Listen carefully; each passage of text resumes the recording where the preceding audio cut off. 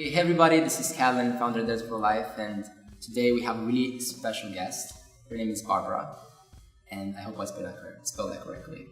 And today we're going to have a really interesting conversation about what she's doing, her story, and really what is her approach in dancing. So thanks so much for taking the time, Barbara. Really a pleasure for me to have you here. What I would really love to go into, and I think this is interesting because I've seen your lectures, it's really interesting to kind of observe how people reacted to what you were doing, is how did you got here? Like what's your story? How you got into dancing in the first place? I've heard something about you playing the piano for 12 years and then going into dancing, so tell me about that. Well, I guess everybody is born with a particular mission in life, and if you manage to perceive what is it that you want to do, being busy with and sharing with others, you are a lucky person. And I was extremely lucky that I felt quite early in my age that I want to dance. First, of course, I was a competitor, but very soon, at the age of 18, I already started to teach. And how long has it been? So that was maybe 20 years ago, 30 years ago, and you've been teaching since then, right? I'm 56 at the moment, so you can calculate. Yes, I know by the license I gained as an adjudicator, I have it for 31 years, but of course I started to teach about 7 years earlier, so it's a long time. And what made you go into teaching in the first place? I don't know, maybe it was a bit in a family because my mother worked in a kindergarten, my auntie was a teacher. Maybe I had a bit of that potential from genes in the family, but I just felt when I started that's what I love to do. Interesting. And you started with kids, you started with adults? Yes, I started with kids, and my first years as a teacher I worked with children. I started in primary schools. With different age groups, first and second grade, third and fourth, and so on. So after 2 years of working in a primary school in Ljubljana, we established the first competitive group. So we invited those kids who had interest to our dance club, and this is how we actually started to work systematically with the first juvenile junior generation. And many of those kids later on achieved actually great results worldwide by being junior Blackpool winners, under 21 Blackpool winners, and later on champions in all age groups actually. Interesting. And how, because I think your style of teaching is rather interesting, at least to me, and I find that a lot of people that we interview, they have completely different approaches to how they see ballroom dancing, how they see dance, and how they teach. So what would you say is kind of your approach on teaching those kids that got into Yes, first of all you have to recognize precisely with whom you are dealing. So you have to have an eye open for every student separately, because people, we are all different. So there is no one method which would work for everybody, or one approach. So you have to be pretty much adjustable. Okay, in Romania, of course, it's not my first time, so I already had an idea from previous years how to approach. But generally, I prepare myself always for lectures, of course, so I know exactly which subject I would like to share. When the group is complex, like these days, because we had in the group various age. Exactly. Like yes, and very different in experience as well, and understanding and embodiment as such. So it was actually quite challenging, because finding a subject from which everybody can take something, or being inspired or stimulated, it's not always easy. But I believe if you are open to people, if you are sharing your energy, which has an interest, it's passionate, people go with the flow. So it was very nice. I enjoyed all the lectures tremendously, because I could see that they were changing, discovering. I believe they have to have enough time for their own experimental possibilities so they can translate information into sensing.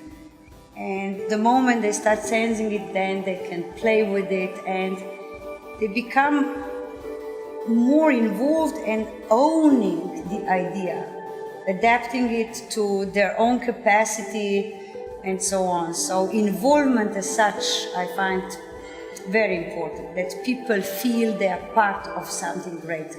How have you done that for yourself? Because I've talked with a lot of people that have been at your lectures and I have worked with you in the past and now as well from my perspective, and I see that you have such an open-mindedness to your energy. It's really interesting, but how, in order to do that, you have to first have it yourself, right? So how, I mean, I know this is a long journey, it took you like maybe 20 years or whatever to do it, but what would you think? Well, you know, there are thousands of potentials in every person. So the question is how you drag them out, how you pull that out. And of course, in order to pull it out, you need the right environment, the right stimulation, very often the right guidance as well. I was very fortunate because I had fantastic teachers who were always showing me the right way where I need to look for something. Then I had great educators. I have some of very dear friends who are top experts and we work a lot together. We attend each other lectures like with Professor Dr. Ruud Vermeij and Peter Townsend, for example. So we communicate, we observe, we give feedback to each other. We inform each other about new literature or interesting stuff. We follow each other's work. So I believe environment is extremely important. But on the other hand, you have to have also your own desire and passion for something, this inner driving force. And of course, more you know or more you manage to perceive or more aware you are of things, more you know how little you know. So you stop worrying.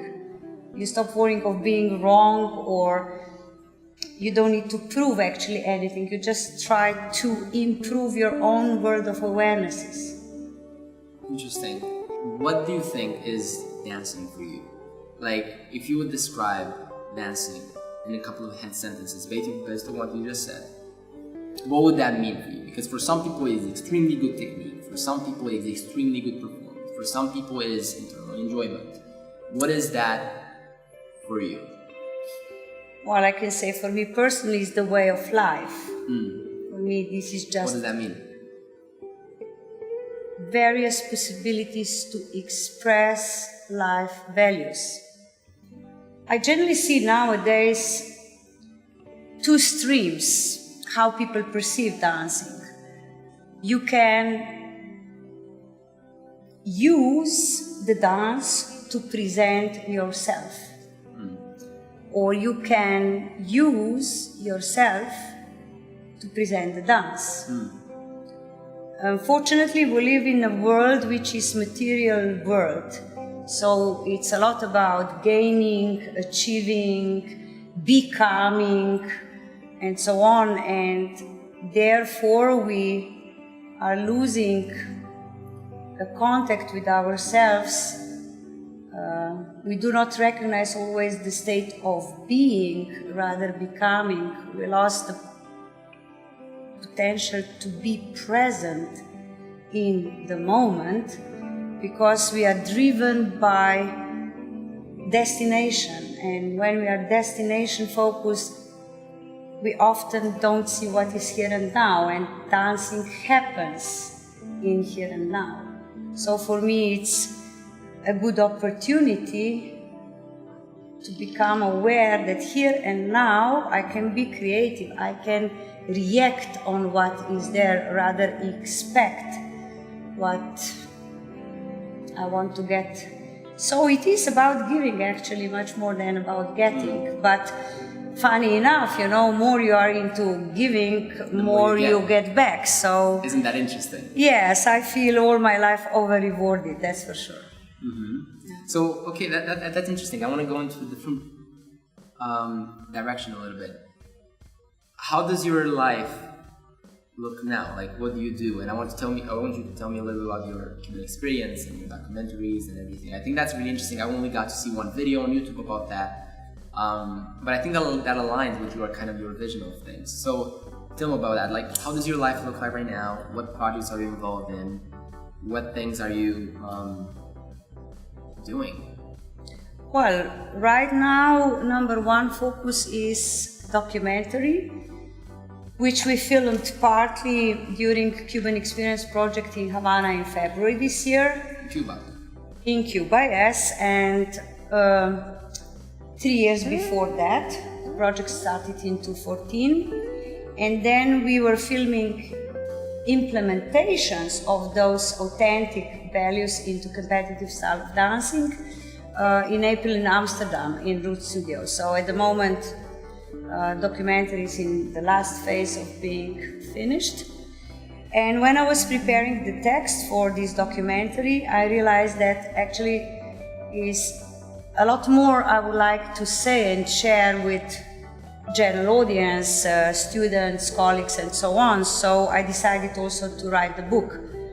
And as I am lecturing for many years and collecting materials and writing in general a lot about dancing, I organized all this material together with the last materials, mostly related to Cuban Experience, into a book which will speak about awareness in dance. And it will have 3 chapters. The first one is devoted to implementations of authentic values into competitive style. Second one will be precise insight into competitive style, qualities inside our style with which I'm busy. And the last part will offer a bit of a history and insight of fusions and development of different dance and musical forms which were there before we recognized them as they are in a form today. Kind of a little bit what you've done in the last lecture you had with the kids and everybody. Yeah, last lecture was a little bit of a fun. I just wanted this one is a bit of a back yes, to be everything. aware that when we say the word jive, there is a huge musical complex of swing and jazz behind, and as they enjoy discovering these things, that tells you that going a little bit back to the source, to the core, yes, it's nice, because those forums in music and movement speak about values. They are expressions of wonders in nature, and of course we can explain them with our mental capacity in million different ways. But I think being connected with yourself in the first place, with other people, with nature, within connecting and relating, we actually can perceive who we are, and we can observe our own growth and upgrades in life and so on. So that's why I believe that as teachers we can be in a function of kind of a bridge in between all that what previous generations or what happened decades ago invented or created, so we can acknowledge that and bridging that with the future and the vision of young people today. So I believe a teacher has quite an important role in making people aware that there is a past and there is a future, but where we are at the moment counts the most, because this is where we act. And I truly believe that at the end of the day we are what we do. So our activity defines us in a way. And what is your motivation behind all that? What is your motivation behind teaching, doing Cuban Experience? Like, why do you do all those things? Like, do you have because to I do like them? it. Because I love it. Why? I mean, I feel alive. I feel alive. I feel pleasure seeing sparkle in the eyes of the students, and when they invent or discover things I do it because it's exciting. Is that kind of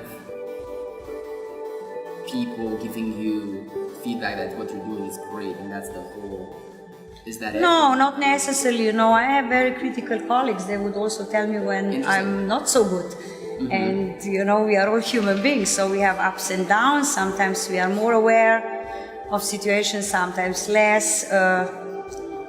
There is a big thing of being capable to placing you, me, a little bit into the background and just go for dancing. So issues related with ego and how important or needed we are. I think those issues can go when you mature a little bit more into the backstage, so you deal more with the dance as such. In the present moment. Yes. Interesting. And how what would you say it's, I'm not sure if you judge, I'm not sure about that. Do you judge? For over 30 years, yes. Okay, okay, good. I'm not aware of Yes, that. I gained license 31 years ago, like you said. 31 Yeah, years sorry, my ago, mistake. yeah. And what do you look, because I think this is fascinating when you're judging, based on your perspective and knowledge and everything, experience and vast experience that you have, like what are a couple of things that you look for in a couple?